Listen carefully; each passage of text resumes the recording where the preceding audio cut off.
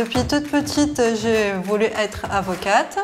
Aujourd'hui, je suis étudiante à l'université de Toulon. J'ai obtenu mon Master 2 en droits fondamentaux et actuellement, je prépare l'examen d'accès à l'école des avocats. Ce qu'il faut dire, c'est que ma pathologie, elle m'oblige à être dépendante des autres, donc pour tous les actes de la vie quotidienne. Au vu de ma pathologie, j'ai une fatigabilité musculaire assez rapide, ce qui m'empêche en fait de prendre les notes moi-même. En fait, l'université, normalement, est censée mettre à ma disposition un preneur de notes.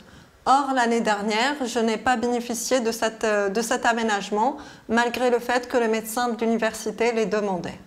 Pour l'examen pour entrer à l'école des avocats, j'ai aussi besoin d'un aménagement qui est celui de me scinder l'année, c'est-à-dire passer une partie des examens une année et puis l'autre partie l'année suivante. D'ailleurs, c'est ce que le médecin de l'université a demandé l'année dernière, mais malheureusement, on s'est vu opposer un refus, non pas par l'université, mais par le ministère en fait.